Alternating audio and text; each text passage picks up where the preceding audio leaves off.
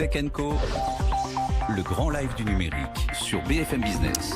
Vivoca nous rejoint ce soir, autre start-up décidément, c'est la fête aux start-up ce lundi. On sera avec le pitch dans 5-6 minutes à 21h. Donc William Simonin nous rejoint, c'est le patron de Vivoca, cofondateur de Vivoca, qui était déjà venu nous voir et qui revient nous voir avec une levée de fonds.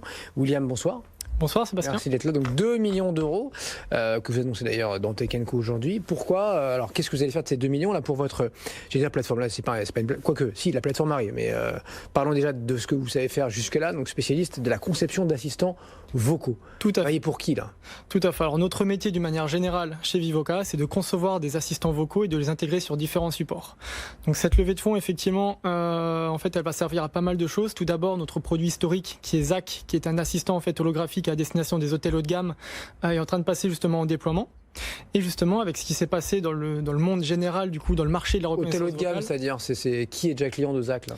Alors on travaille avec plusieurs groupes, plusieurs clients qui vont du groupe Accor à des groupes privés comme le groupe Néo et certains hôtels comme les hôtels à Biarritz ou autres indépendants. Et ils le proposent eux à quel type de clientèle? Alors, on est encore justement sur le stade de pré-déploiement, donc pour l'instant il y a encore une phase de test. C'est plus du pilote au pré-déploiement. D'accord. Du coup que du POC. On était en fait il y a 1 an et demi au POC et là on commence justement à voir, en plus avec la révolution justement de la reconnaissance vocale et toutes les fonctionnalités qui peuvent permettre justement d'augmenter l'expérience client, à passer justement sur des pré-déploiements et à l'ajout de services assez complexes. Et demain dans un Sofitel, un Novotel, qu'est-ce qu'on pourrait demander à ZAC pour nous faciliter la vie là? Alors, on va pouvoir demander pas mal de choses en fait. Donc tout d'abord, il y a un contrôle domotique total des équipements et des objets connectés de la chambre. Donc ils vont de ZAC, monte-moi le chauffage, réveille-moi demain à 8h avec la dernière musique de Rihanna, ce genre de choses. On va également pouvoir avoir accès en fait à la totalité des commandes du room service. Donc l'idée, en tout cas à terme, c'est que n'importe quelle question pour lesquelles on pourrait être amené à appeler l'accueil, on puisse les poser directement à ZAC. Donc ça va d'une question qu'on se pose tous en arrivant à l'hôtel, quel est le code Wi-Fi, à quelle heure est le petit déjeuner, jusqu'à montez-moi une bouteille de Dom Pérignon à 18h dans la 103. Et enfin, également, grâce à ZAC, grâce à cette interface vocale. Il a de l'argent, votre client, là? Alors, pas forcément. Une bouteille de coca, une bouteille de jus d'orange. Une bouteille de coca. Ouais. L'objectif également, c'est de pouvoir se connecter à différents services externes pour réserver un taxi, pour avoir une information sur trouver le restaurant végétarien le plus proche, ce genre de choses. Question bête, quand vous dites réveille-moi demain avec Rihanna, enfin avec le son de Rihanna. Avec le son de Rihanna. Voilà, ça c'est plus simple. C'est sur quel droit? C'est quoi? Il va choper ça sur YouTube? Vous êtes connecté vous-même à Deezer, à Spotify? Comment ça marche? D'une manière générale, à l'intérieur de ZAC, en fait, on a une intelligence artificielle qui va être capable, suivant la demande en fait des utilisateurs, de se connecter à différents services.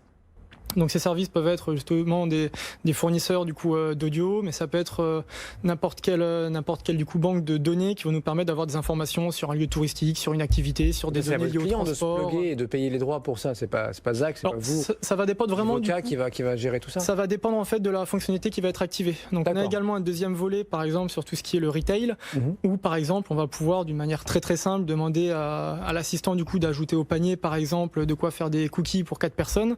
Ben justement tout ce qui est recettes, ça peut être soit notre client, soit sur une base qu'on aurait à nous, soit par l'intermédiaire de différents partenaires. Donc en fait, il faut vraiment voir aujourd'hui la reconnaissance vocale comme une technologie qui va nous permettre en fait de dépasser du coup les interfaces en machine telles qu'on les connaît aujourd'hui, de créer une nouvelle expérience, de gagner du temps et également de récupérer toutes ces données qu'on a un peu à droite à gauche pour créer du coup des vrais usages.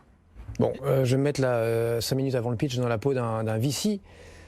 Essayez de me convaincre là, William, pourquoi je vous ferais confiance? Admettons, je suis Sébastien Bazin, patron d'Accor ou un autre hôtelier. Pourquoi j'irais voir Vivoca qui vient de lever 2 millions d'euros alors que face à vous, j'ai des mastodontes qui s'appellent Alexa d'Amazon, Google, Apple, enfin tout le monde s'y met, les Chinois évidemment aussi. Voilà, c'est compliqué quand même. C'est une très bonne question. Je trouve que j'ai apporté plusieurs éléments de réponse. Tout d'abord, d'une manière générale, sur le métier de l'hôtellerie, si je reste juste en France, on compte à peu près 210 millions de nuitées par an. Sur ces 210 millions, c'est que c'est un marché qui est en croissance de 2 à 3%. Et en fait, on peut observer justement, c'est un marché qui est assez traditionnel, mais qui a tendance de plus en plus à se renouveler vers la technologie, vers une nouvelle expérience pour les utilisateurs. Donc il y a effectivement plusieurs acteurs. Vous avez cité Google, Amazon. Il faut savoir que sur ces acteurs-là, Google, Amazon, en fait, ont une intelligence artificielle qui va être très générique. Donc très générique, ça veut dire qu'ils vont faire un peu de retail, un peu de recherche, un peu d'hôtellerie, pas mal de choses. Là où nous, justement, à l'inverse... Quand on sait tout faire, on sait rien faire, c'est ça que vous me dites, quoi. Alors, vous êtes un expert, un spécialiste. Je dis juste que nous, on a vraiment conçu le produit en fonction de leurs problématiques, en fonction de leur infrastructure et surtout en fonction de l'expérience utilisateur qu'ils avaient envie vraiment de concevoir. Ce qui fait qu'aujourd'hui, en termes d'expérience utilisateur, on va vraiment beaucoup plus loin que ce qu'on peut voir sur d'autres assistants pour ce domaine spécifique. Bon, d'où aussi alors cette place de marché que vous avez lancée cet été, donc Voice Market, place de marché marketplace dédiée 100% à la voix. Tout à fait. En fait, on a pu observer dans notre aventure en fait que lors de l'explosion vraiment du marché de la reconnaissance vocale, on a pu du coup distinguer nos prospects en deux parties. Donc la première partie, c'est les prospects qui nous appelaient en disant voilà, on est intéressé par votre technologie pour tel et tel usage sur notre device. Est-ce que vous pouvez nous fournir une solution clé en main ? Donc là, on a analysé, on répondait oui ou non. Et dans un deuxième temps, il y avait justement des partenaires, des prospects qui nous disaient nous, on est intéressé juste par une brique de votre technologie et on voudrait uniquement la technologie. Ce qu'il faut savoir, afin d'éduquer un peu justement ceux qui nous écoutent, c'est que dans un assistant vocal, en fait, il y a plusieurs technologies du coup qui sont imbriquées, qui vont du wake up word, c'est le petit mot-clé déclencheur, OK Google, dis Siri, jusqu'à justement la réponse de l'assistant vocal. Et en fait, aujourd'hui, il n'y a aucun acteur justement qui va être capable de fournir toutes les solutions. Donc, ce que doivent faire justement les personnes qui désirent elles-mêmes créer leur assistant vocal en interne, ça va être en fait de benchmarker tous ces acteurs, d'intégrer les différentes API, de se rendre compatible en fait aux différents business models de chacun, qui fait du royalties, d'autres font par exemple de l'abonnement, d'autres font du one-off. Donc, ce qu'on s'est dit avec le Voice Market, on a trouvé que c'était pas normal qu'aujourd'hui, vu l'explosion vraiment de ce marché, il n'y ait pas une plateforme qui recense tous les acteurs de ce métier. Tous les acteurs qui proposent leur technologie, tous les acteurs qui proposent le conseil, tous les intégrateurs justement de la reconnaissance vocale. Et du coup, on a créé cette plateforme. Et GAFAM compris ou non ? GAFAM compris, tout à fait. D'accord.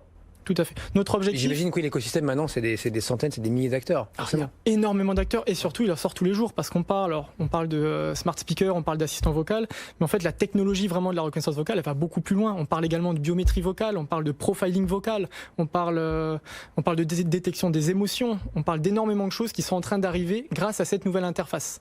Donc notre objectif... Et pour apprendre, vous, comment vous faites, Vivoca, quand on voit que même des Apple qui ont mis la vie privée au cœur, se retrouvent avec des sous-traitants qui nous écoutent, comment vous faites, vous ? Alors là, vous avez évoqué effectivement le gros sujet d'actualité. Ouais, d'un mot. Alors nous, ce qu'on fait justement dans le cadre des assistants qu'on développe pour nos clients.